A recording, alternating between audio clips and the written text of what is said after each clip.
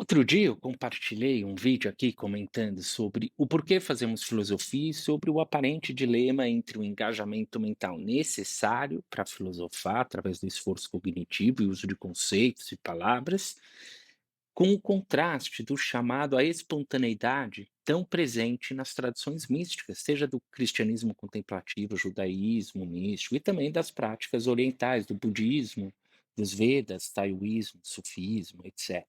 Porque todas elas falam de agir com leveza, em harmonia com a natureza, de alcançar um tipo de intuição, o que é aparentemente o oposto às tradições filosóficas que demandam esforço intelectual, muitas palavras, conceitos, esforço cognitivo.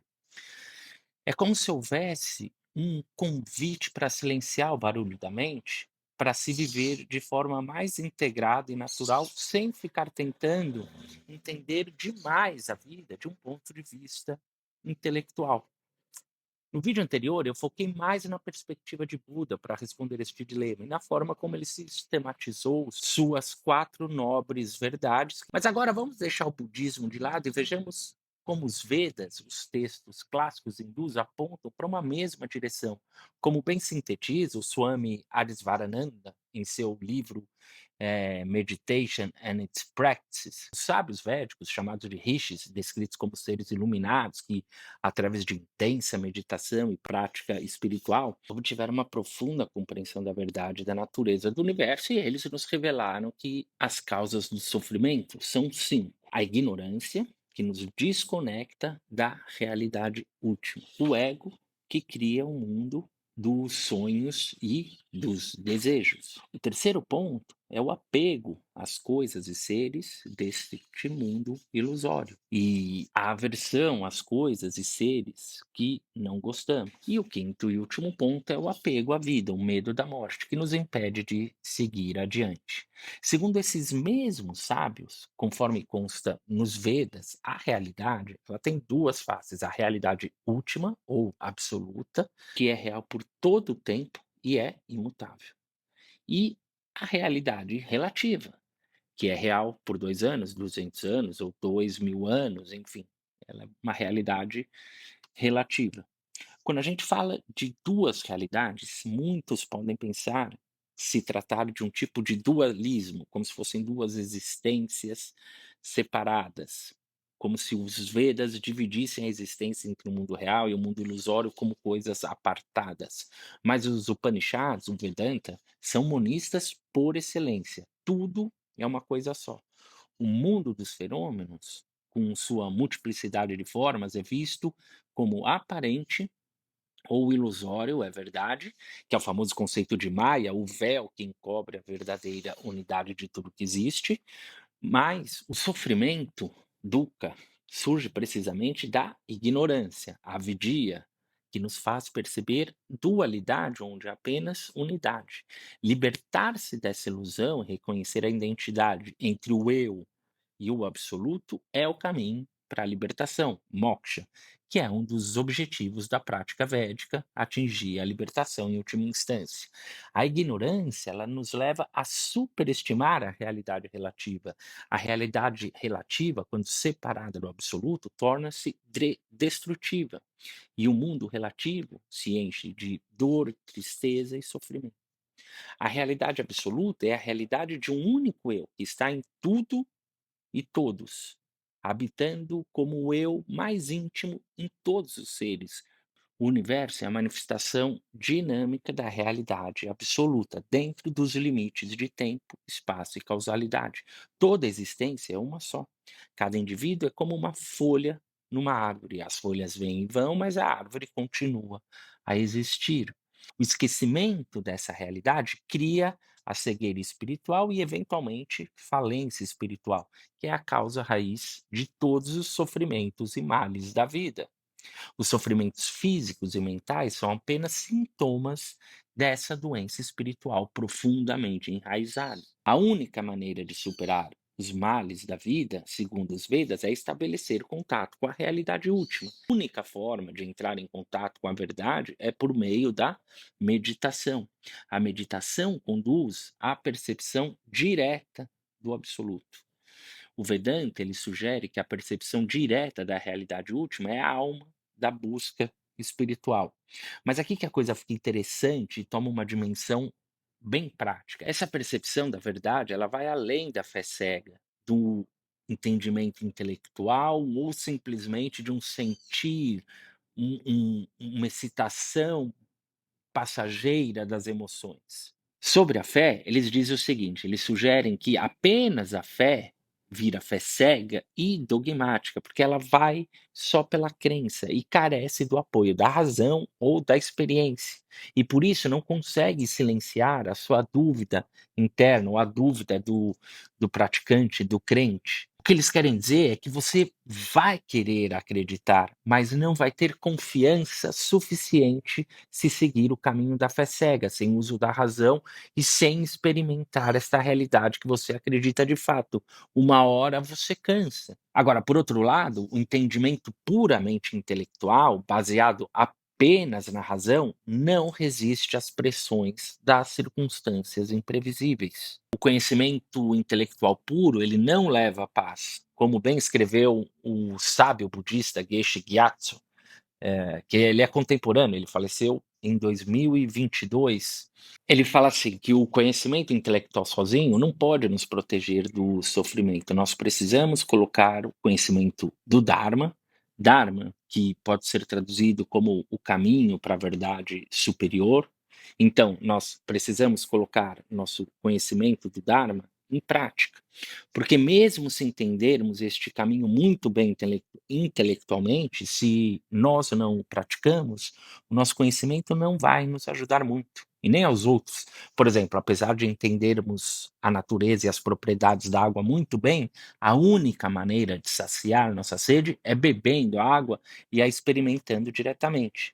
Da mesma forma, embora através do estudo das instruções do Dharma possamos a vir a entender o Dharma muito bem, intelectualmente, podendo até ensinar os outros, se não adotarmos estas instruções de coração e as experienciarmos pessoalmente, elas não resolverão os nossos problemas internos. Nossos problemas permanecerão como antes.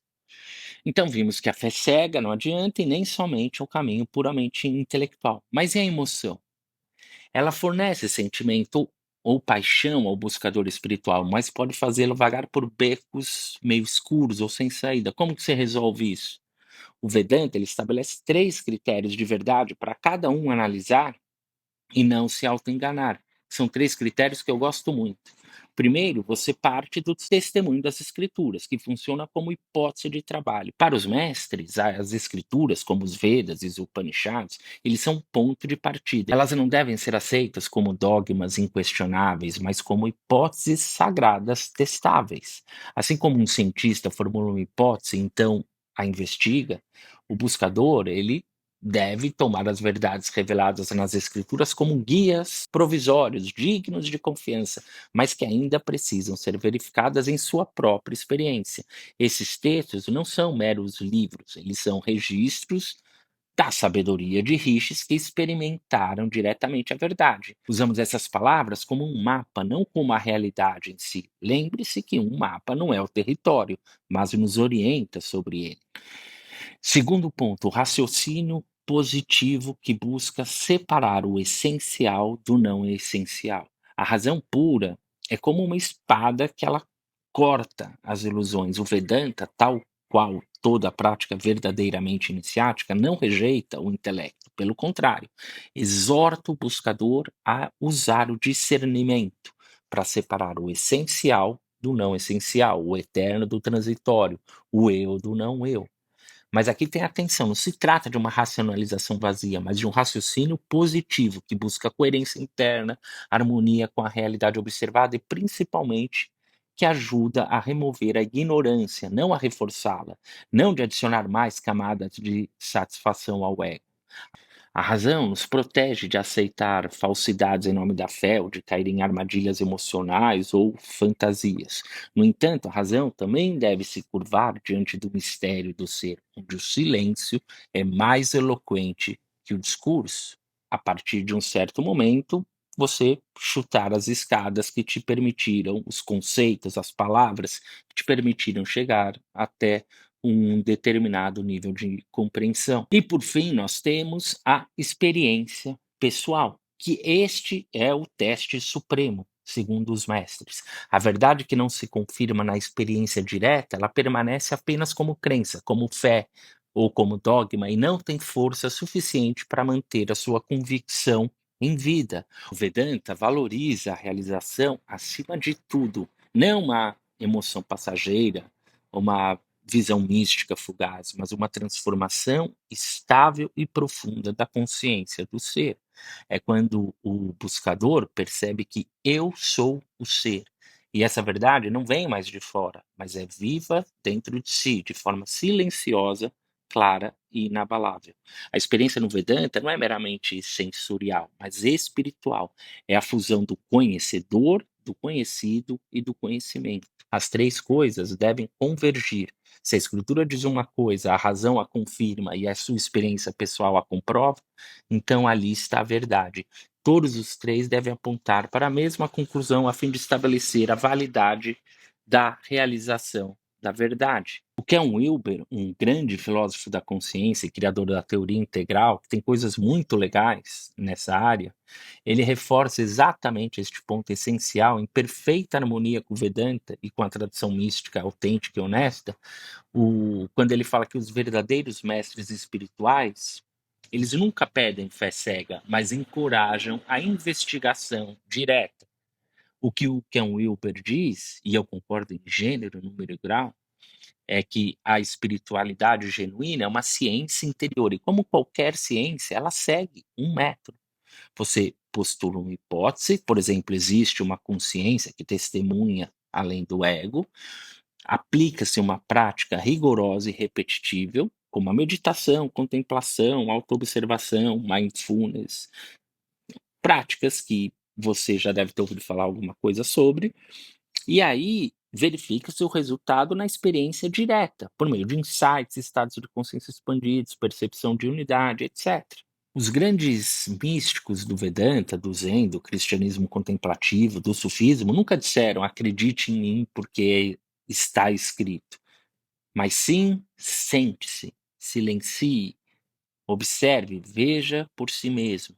Wilber chama isso de epistemologia contemplativa, um modo de conhecer que é direto, empírico, mas interior. E assim como na ciência externa há critérios para isso, repetibilidade, né, outras pessoas que seguem o mesmo método também chegam a experiências similares, ou, por exemplo, consistência com o restante do conhecimento humano, ou seja, não nega a ciência, mas de repente a amplia e ou outro aspecto, tem uma eficácia transformadora, ou seja, traz maior lucidez, compaixão, integração, traz resultados positivos. Na verdade, a única razão pela qual muitos descartam os místicos é por nunca terem praticado seriamente o que eles propõem.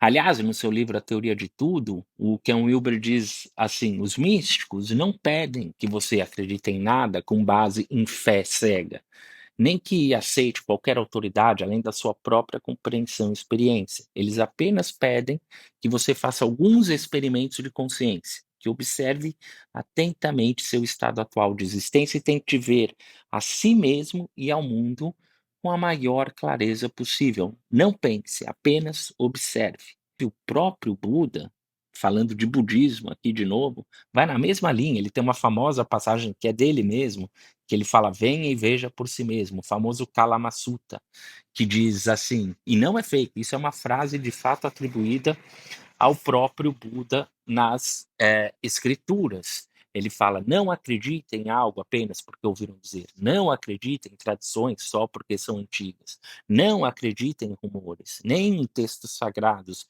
nem em autoridades ou mestres. Somente quando pela observação e pela experiência algo se mostrar benéfico, verdadeiro e que conduz à felicidade de todos, então aceitem-no e vivam de acordo com isso. E isso é muito comum, você vê, um mestre ele sempre vai falar: se você não sentir essa verdade de dentro de você, não siga e não